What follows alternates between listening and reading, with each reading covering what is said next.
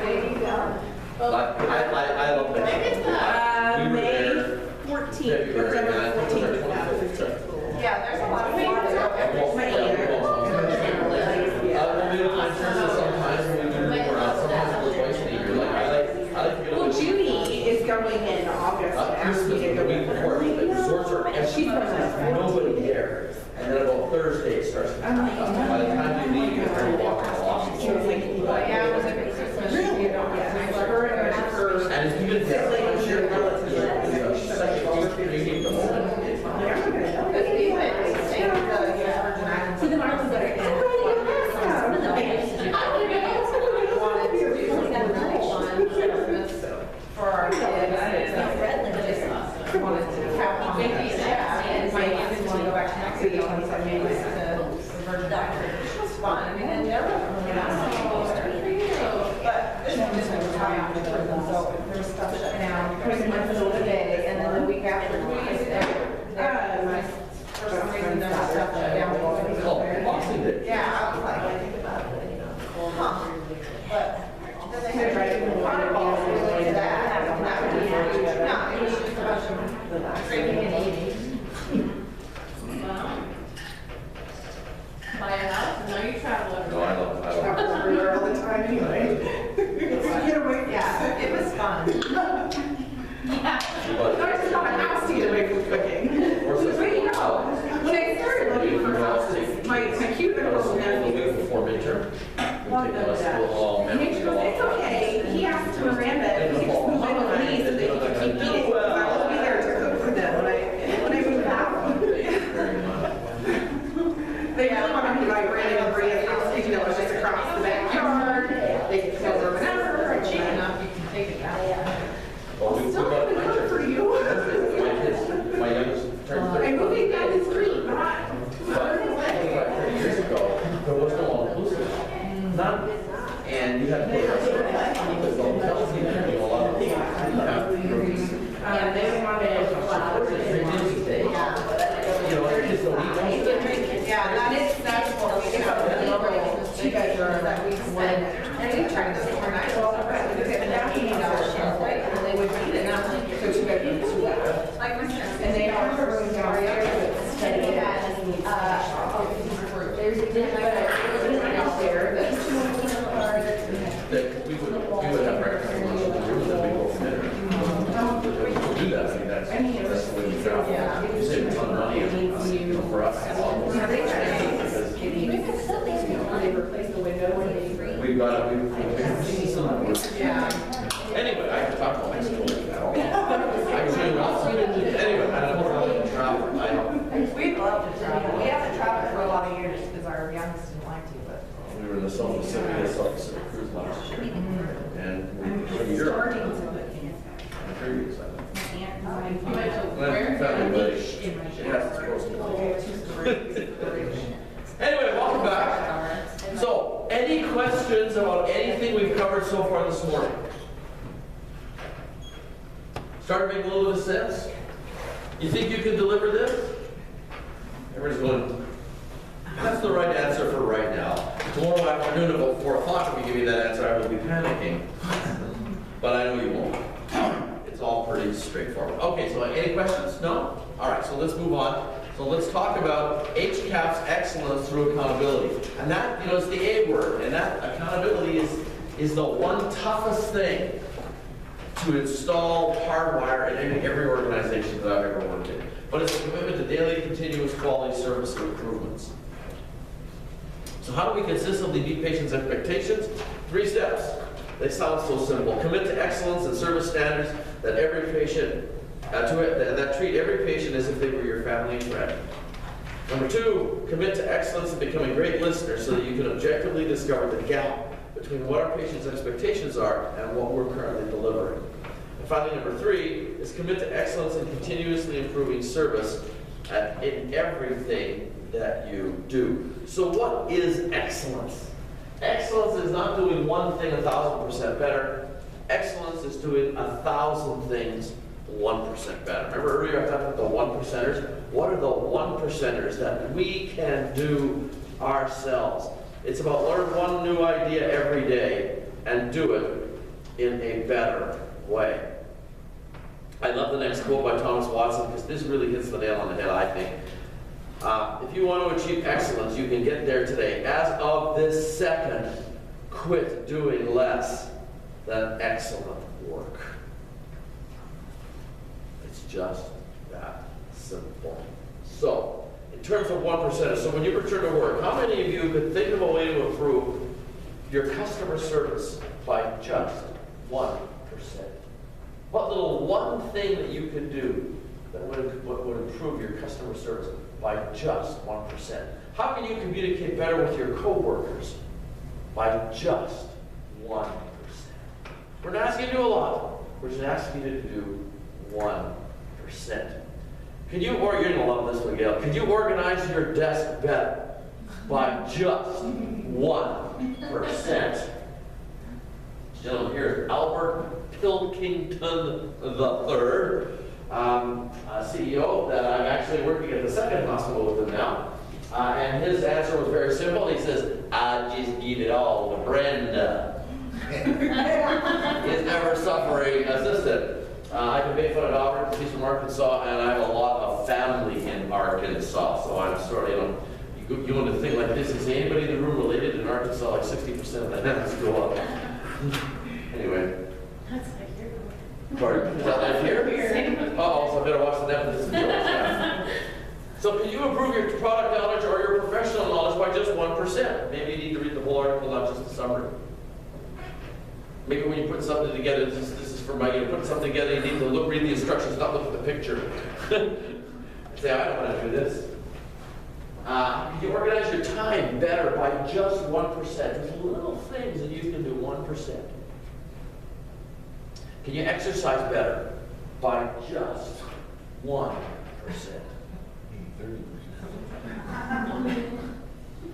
I was doing really, really well. I've been doing 10,000 steps a day. I was doing really, really well. And then I got plantar fasciitis in my foot, so I've not been walking much since Christmas. And it's bugging me, so my foot's feeling a lot better, so maybe I can start. You gotta be careful not to start. But exercise better, just 1%. It's the little 1% that make the difference. Do you have a state lottery here? Yes. So what's the big prize? If you win. Likeness. It's 168 million. So when you guys have taxes here, right? So what do you get? About $23? That's all. So here's a little cultural difference, even a little about Canada and the United States, and we're the same, but we're different, right?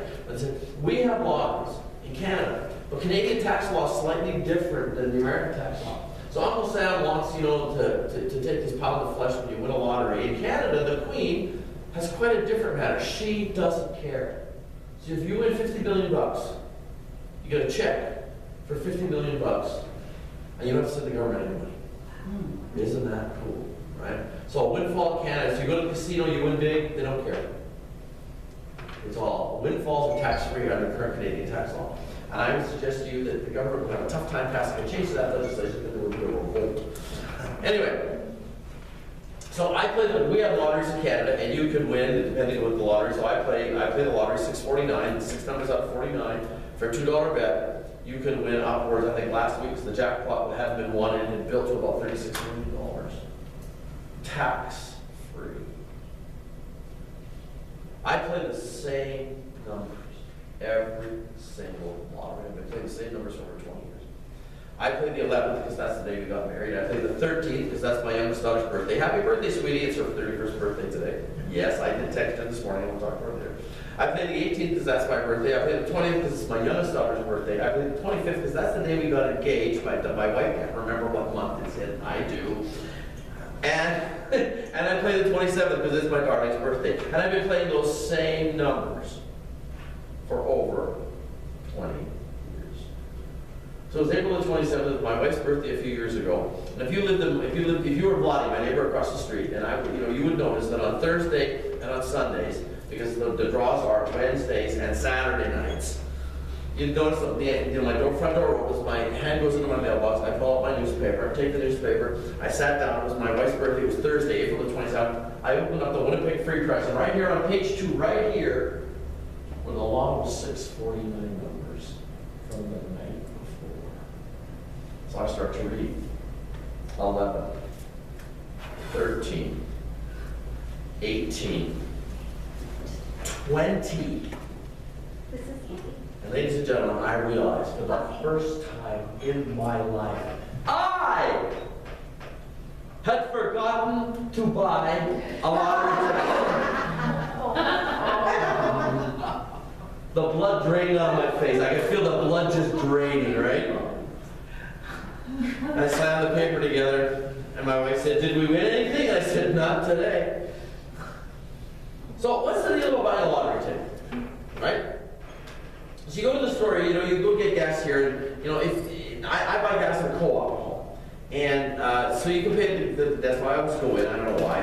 So the guy, you ready for this? They fill your tank for you at River. You don't have to be a member to buy gas there. It's a competitive price. You want to buy a share, it's $5. And last year I got a $350 check in the mail for my gas rebate. It ain't too much money. You gotta love co-ops. Yeah, the biggest check they gave up was $250,000 to a trucking company that does all of their gas co-op, and that's good because that brings the price down, and I need more. Anyway, so you go into co-op to pay for your gas. So she says, "What's your co-op number?" So you rattle off your co-op number, and what's the next thing she asks you? She doesn't ask you if you want a car wash, or she says, "Do you want to buy a lottery ticket?" And they got the whole thing of the scratch and wins in front of you. And I was in a rush, it was just crazy, and I said, no, I don't have time to fill up the thing, just, here's the gas, here's my debit card, let's get this thing going, I'll come back. And I said, okay, that's fine, poof, I got the card, and I drove off. So is buying a lottery ticket a big thing or a little thing? It's a little thing. It's a routine thing that you just do as part of your life. It's like the 1%ers we've been talking about, right? It's just a little 1%ers that if you do it, fine, you remember. But if you don't do it, the sun's still going to rise tomorrow, you probably still have a job. But what happens when we don't do the little 1%ers? We talked about communicating, but what happens if we're walking down the hall and we're so immersed in what we're doing, we see a patient and we ignore them when they say hi? What's their perception? It's a 1%er, it's not a big deal. But what's their perception? They're going to be ticked off fans. What are they going to tell their family and friends? And how are the story going to expand? And then it hits social media, the thing that scares the heck out of me. All because a little 1%er. So it's the 1%ers that matter. It's the 1%ers that make the difference in what we do every single day. And if we just do one 1%er every day, you imagine the difference in the organization that we would have in a year from now. It would be absolutely and totally phenomenally different. So you're probably wondering how much money I didn't win that Thursday morning. Finally, my wife looked at me, she said, "Something wrong?" I said, "Yeah, I got to tell you, I got a confession to make. We got at least 4 out of 6. And I said, "I forgot to buy a ticket." I won't repeat what she said. But I finally screwed up my courage and I opened the newspaper. And it was something like 35 and 49. So I had 4 out of 6. So this was a valuable, I didn't win $72 that morning. How could you live with yourself? It taught me a valuable lesson. Because for me, all of a sudden, it quantified it. We don't know the result if we don't say hi to that patient, to that Mrs. Smith or Mr. Jones or whoever it was, and they go away ticked off and they start to talk. We don't know the cost of not doing the 1%. We have no way of quantifying that. We don't know if they never come back, why they didn't come back, or if they even come back. Or all of a sudden their family doesn't come back, or their neighbors won't come here and they'll drive somewhere else. Because we live in a society today where I think nothing of driving 60 miles from my hotel to come here in the morning. It's only an hour. I live in the same city as my sister. It takes an hour to go to dinner. Right? We think nothing of getting in the car, driving forever. And we don't know what the cost is. So that's what the whole importance of the 1% is. I learned that morning, not winning $72, the importance of the 1%ers. And we really want to emphasize the importance. And success comes not in doing great big changes, but the 1%ers consistently, always done over time, will have a dramatic impact. You want just 1%. That's all. And that's what this really, in my mind, is so important. Okay. How do we achieve that? We can become and have to become better listeners. So what ways can we objectively listen to our customers and understand and respond to their perception and apply the 1% did in Arkansas. The list of 67 1%ers. And what they did was they did a list. There's a column with a little box beside each list. And they posted it up. And whenever something gets done, they color the box green. So it's a visual indicator, just pow, it hits you right away on what they've done. Very, very cool. Anyway, listing posts. Oops. That came in rather fast. Patient satisfaction surveys, HCAP surveys, patient survey verbatim comments, discharge phone calls, etc., and employee satisfaction surveys. All critical listening posts to find out how well we're doing and where we can apply 1%ers. So let's have a quick look at patient satisfaction surveys, and let's look at the big bugaboo of them all. HCAPs.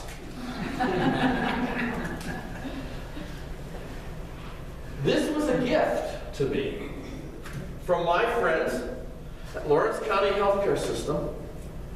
When they hit the 96th percentile, everybody in the hospital got an HCAP, including me. I don't wear it fishing, I don't wear it hunting, I only wear it when I do this. Because it's a treasure.